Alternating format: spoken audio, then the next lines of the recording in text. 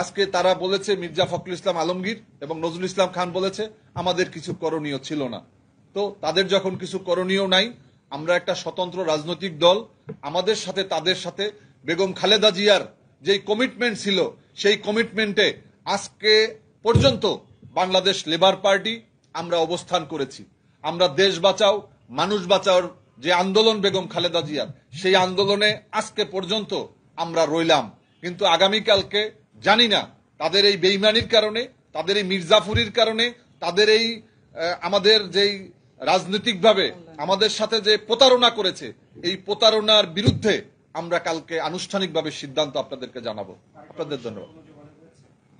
না, তিনি কোনো আমাদের ফোন ধরেন না, তার সাথে আমরা কোনো সংযোগ করতে পারিনি।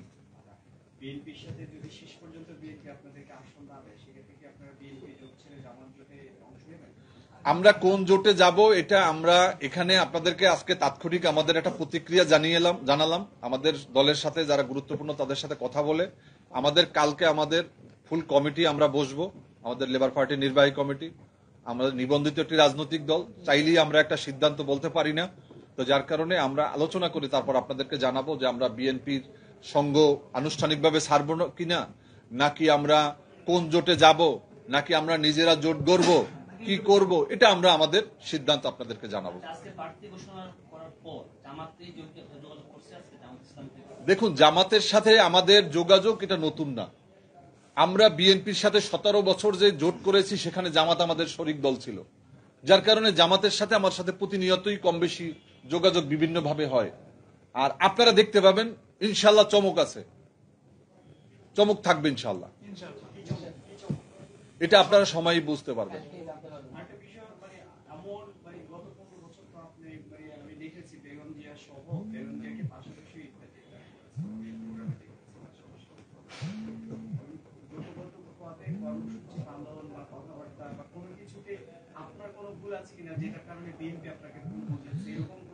এরকম কোন ভুল আমার দৃষ্টিতে নাই। আমি মনে করি যে বিএনপি এখন আর বেগম খালেদা জিয়ার বিএনপিও নেই।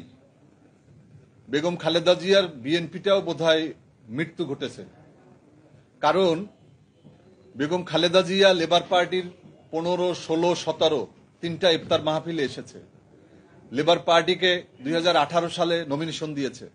এবং আপনারা জানেন যে বিএনপির যেই কয়টা রাজনৈতিক দল শরিক দল আছে, এর ভিতরে আস্থা, বিশ্বাস এবং নীতিগতভাবে আমরা অনেক কাছের ছিলাম এবং খুবই আন্তরিকতার সাথে আমরা কর্মসূচিগুলো আমরা পালন করেছি।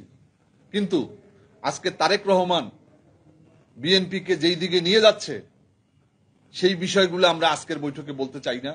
এবং তাকে যে চিরকুট ধরিয়ে দিয়েছে, তারা বিএনপির অপমৃত্যু চায়। তারা বিএনপির রাজনৈতিকভাবে তারা নিজেদেরকে বিপদগামী করার জন্যই এই কাজটি তারা করেছে।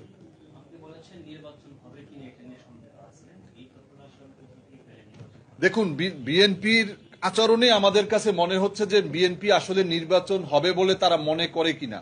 যদি তারা মনে করত, তো বাংলাদেশে এখন যেই রাজনৈতিক অবস্থা আপনি দেখছেন যে একদিকে বিএনপি সহ আমরা গুটি কয়েক রাজনৈতিক দল, গুটি কয়েক বলবো, এই বিএনপির দীর্ঘ 25-30 বছরের যেই আরো বেশি হবে বোধহয় জামাতের সাথে সম্পর্ক, সেই জামাত দীর্ঘ পরীক্ষিত, তাদেরকে তারা একটা বলয় তৈরি করেছে এবং এখানে ইসলামী এবং সমমনা রাজনৈতিক দলগুলো সেখানে আছে।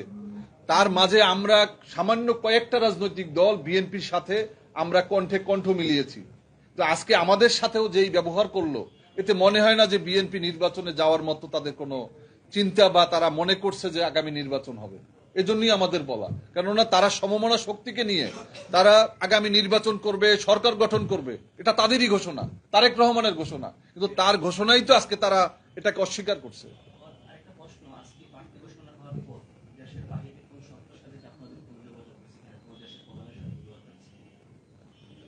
আমরা এই কথাগুলো পরে বলবো, আমরা আজকে আর কথা বলবো না। ধন্যবাদ।